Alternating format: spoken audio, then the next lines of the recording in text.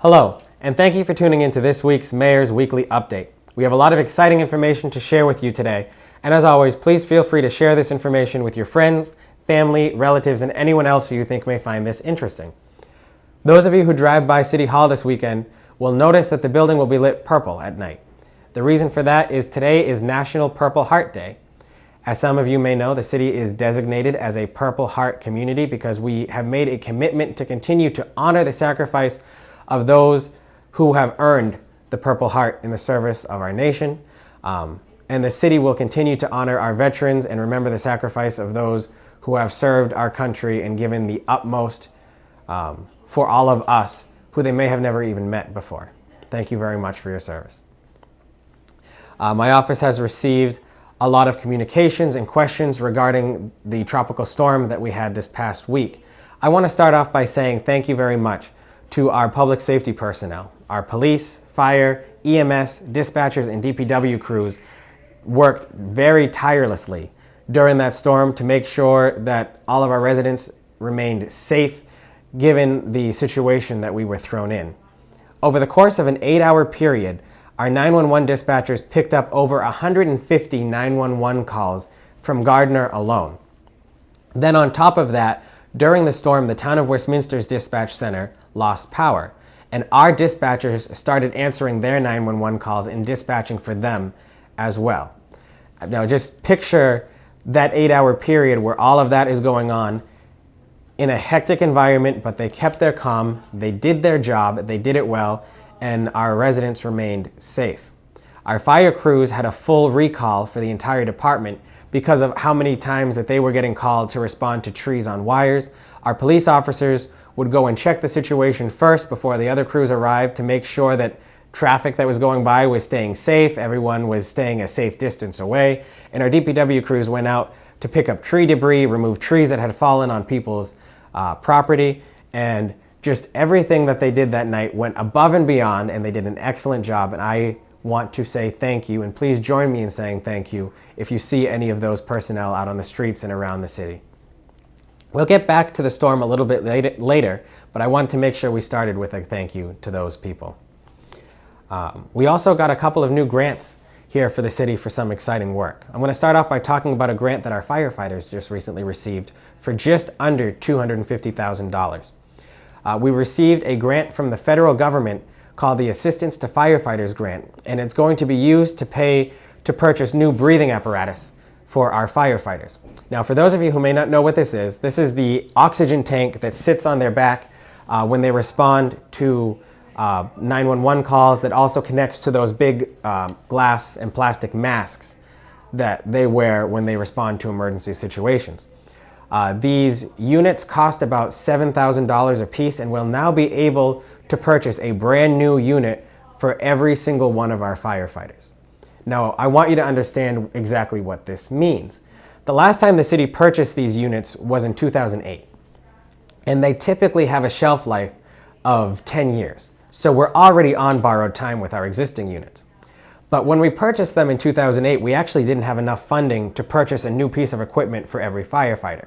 So half our firefighters are operating off of one make and model, and the other half are operating off of a different set.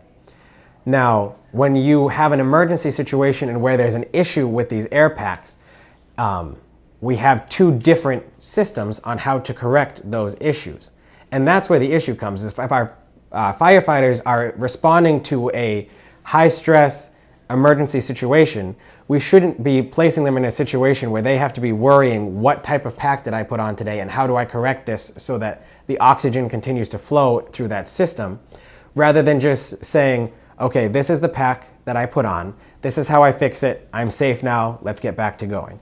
This grant allows us to further protect the safety of those who put their lives on the line to protect our safety every day, and I'm very excited to see that the city was awarded this funding, and thank you to our partners at the federal level for making this happen. We also received an additional $100,000 in grant funding for repairs to the culvert at the intersection of Summer Street and Chelsea Street. This is an application that the city actually submitted to the Commonwealth over 2 years ago and was finally approved. So our DPW and our city engineer staff are working to set up a timeline to see what this grant program will cover in terms of the repair of this structure, and further information will be given out at that time after they've had a little more time to review the information that we've officially received from the state on that. I want to say thank you also to an anonymous donor who stopped by the Greenwood Pool this week. As I mentioned last week, we had some issues where the pool had to be closed for a couple of days due to some issues with the filtration system and the motor. Well, someone heard that and wanted to make sure that during this hot weather, people got a chance to enjoy the pool. So this person made a donation and made it so that 28 children and 14 adults got to use Greenwood Pool for free, and basically just dropped off the donation and said, use it until it's done, and then let me know how it goes. That type of selfless act made it so that these people got a chance to go enjoy one of our best amenities that we have here in the city. And I just want to say thank you for doing that for our children and our residents, so that they got to have that chance to just get out of the sun and enjoy what we have here in the city. The school committee met last evening to set the calendar and procedures for the upcoming school year. And I understand that there are many questions about this.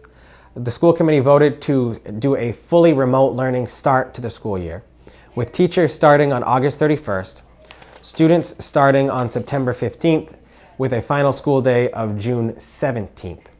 We will continue to assess the situation as the school year goes forward to see if we get a chance and the conditions allow us to move toward a hybrid model in which our students are able to go back partially into our school buildings.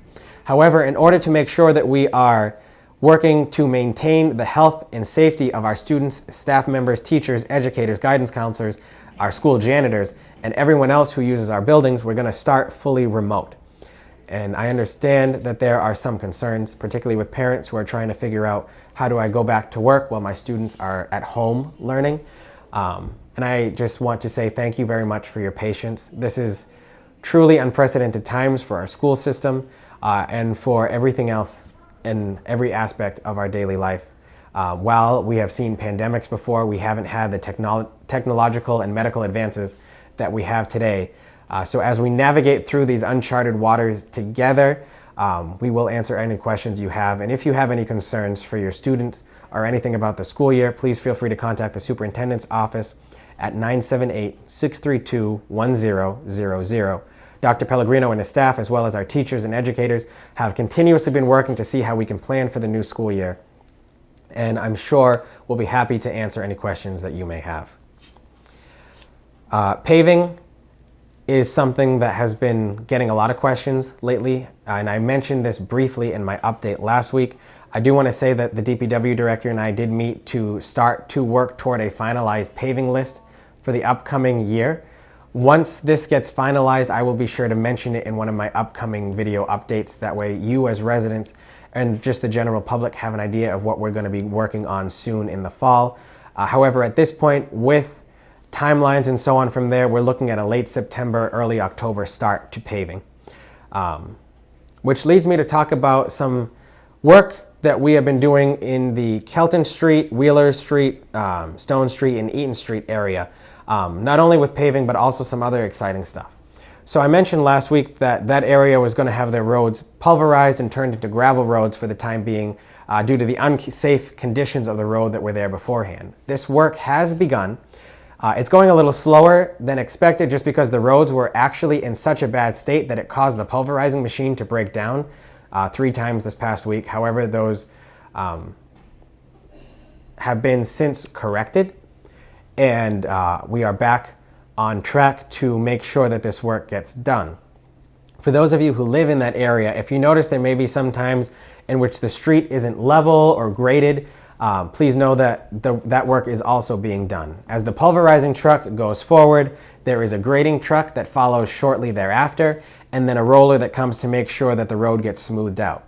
So if the road looks a little uneven at some times, know that the machine is probably just on its way, and all of these are happening simultaneously with each other to make sure that we have as little as a disruption as possible while that work is being done. If you have any questions on this process, please contact the DPW at any time. Also, for the residents of Kelton and Stone Street, my office has been in contact with Comcast to see if we can get cable extended down to that area of the city. I understand that there currently isn't cable services networked in that area, and that this was brought up to Councillor Kaczynskis when she was the acting mayor of the city. Councillor Kaczynskis and I have talked about this and are jointly working together with Comcast to try to see if we can bring that service down to this area of the city. This is one of the last areas where we don't have cable services connected, so it would be really exciting to see if we can get that 100% in that area. Gardner has been in the news a little bit this week, and I understand that this is no secret that the Board of Health had to look into an event at a local establishment that went against some of the governor's guidelines. I just want to assure the public that we are doing everything that we can here at City Hall to make sure that we are promoting the health and safety of our residents and those that come to visit the city. The Board of Health and my office are currently being advised by the Massachusetts Department of Labor Standards, the Department of Public Health, and the Attorney General's office on the situation, and are doing everything we can based off of the guidance that they provide us. I've also spoken to Governor Baker on the matter, and we are working jointly with the state to make sure that the right procedures get followed and everyone has the same information going back and forth with each other. I just want to make sure everyone knows that we are doing everything we can to promote the governor's guidelines that have come out as a result of this pandemic. And if you have any questions on what those guidelines are, you can always find those guidelines at mass.gov/COVID-19. You can see all of those regulations on the state's website, or give our staff at the Board of Health a call and they can help answer any questions that you may have. I am currently working with our department heads to finalize our budget. We should have that finalized within the next few weeks. This will go up before the council, where there will be an opportunity for questions from our councilors before final approval. If when this gets released on the city website, you have any questions on anything that's in the budget, please feel free to call my office at any time when that gets released. Early voting will be beginning soon for the state primary election. I understand it feels like we've been in nothing but elections this year with everything that has been going on.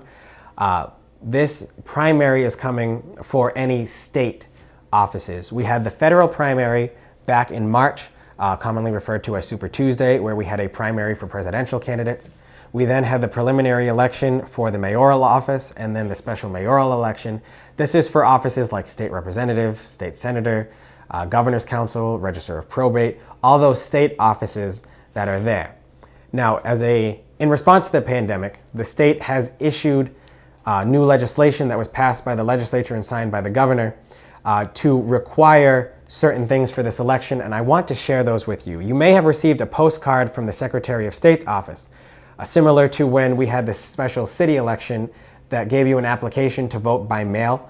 That is the postcard that you received from the Secretary of State's office. If you fill that out and send that back to the city clerk's office, a mail-in ballot will be sent to your address that you are registered to vote at. You can then vote similar to how we just did in the special city election. The ballot will be mailed to you. You fill it out, put it in the envelope, sign the affidavit on the front of the envelope, mail it back, and that ballot will then be counted on election day. I want to stress that any absentee votes and mail-in votes are not counted until election day. They're locked in a special safe here in City Hall and then brought to the precincts to be counted on election day itself. The dates for all of these things, we have already received 1,900 mail-in ballot requests. Those will be mailed out once our staff is able to process those requests and send the ballots out. However, if you would like to vote in person, we are going to begin early voting in Perry Auditorium here at Gardner City Hall on August 21st. We will also be open on Saturday, August 22nd, and Sunday, August 23rd, for those of you who would like to vote early in person but are unable to take time off from work to do so. So we will be open that Saturday and Sunday from 8 a.m. to 12 p.m. at Perry Auditorium at Gardner City Hall for anyone who wishes to utilize those times to vote in this election. We will then continue early voting through the week prior to Election Day, which is September 1st. And we will have that open in Perry Auditorium Monday through Friday during regular City Hall hours. That's Monday 8 a.m. to 4:30 and Friday 8 a.m. to 1. There is a video on the city's website at the city clerk's webpage that explains these procedures further. If you need any clarification, please watch that video and then contact the city clerk's office if you have any further questions after that. I want to thank Haywood Hospital for allowing me to be on their weekly update this week. Those of you who watch President Wynne Brown's updates throughout the pandemic know that he now has moved to a weekly update and invited me on to talk about some of the ways that the city is helping to slow the spread of the pandemic this week. And I think seeing that partnership grow is very exciting for us in the city. In fact, we have a very exciting proposal that should be coming before the City Council within the next month as a collaboration between the city and Haywood Hospital. Please keep your eye out for when that announcement gets made, but I can tell you it's very exciting and it should be a very positive impact for the city. And with that, at the beginning of this, I said I was going to share a story about the storm that we recently had at the end of my update, and I'd like to do that with you now. There was the area of Blanchard Street and Ridgewood Road, Catherine Street, that area of the city. Several telephone poles were knocked in half during the storm after they were hit by trees. So the work for that is a lot more than just repairing wires that have snapped. It's actually putting a brand new utility pole into the ground. So we originally thought at first that it was going to be upwards of 4 or 5 days before power returned to that area of the city. And while luckily it was only a day and a half and we didn't have to take any of these emergency procedures, our offices were fully planned to open an emergency shelter for our residents in that area because of the extended period of time that we thought we were going to be out of power. And we had everything ready to go except to pull the trigger because we were assessing the situation further. But I want you all to know that our fire chief, our police chief, our emergency management director, our staff at our schools that act as our emergency shelters, and everyone else had all the work ready to go that when we needed it, it was there, the plans were laid out. And that's something that we really should be proud of, that our staff are that well trained and professional that when a situation hits and we have to say go, we're ready to go. And thankfully, we didn't need to open that shelter. But the fact that if we needed it, we were ready to, I think speaks volumes of what our public safety departments do for all of us. And it's something that doesn't really get acknowledged because that work normally stays behind the scenes.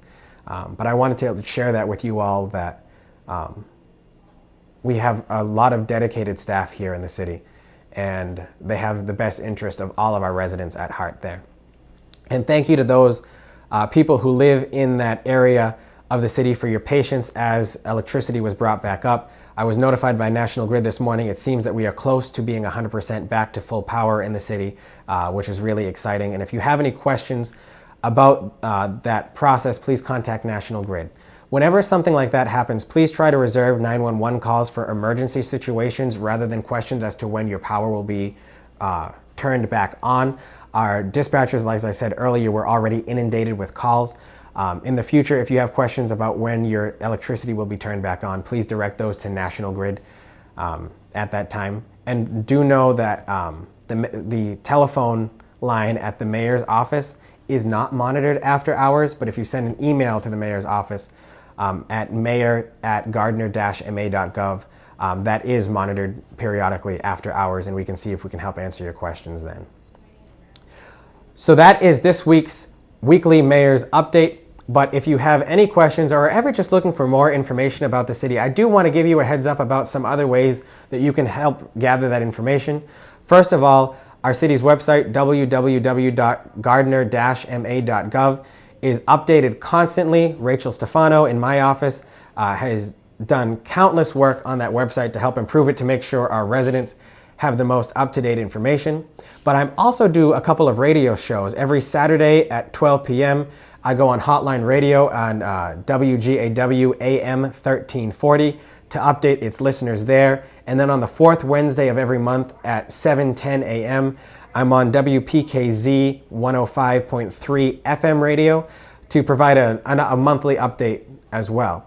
And while we do these weekly updates that are posted to the city's social media, YouTube, GETV, and Facebook accounts, and our city's website, I also do a monthly TV show at GETV called Update from the Corner Office, where we take these topics and go a little bit further into information, and those are normally about a half an hour long there. So we will continue to provide you with the most up-to-date information as it comes out. But until our next update, please continue to watch out for yourselves and others, and take the necessary steps to watch out for your own physical and mental health. And until next week, stay safe, stay healthy, and have a good day. Thank you very much.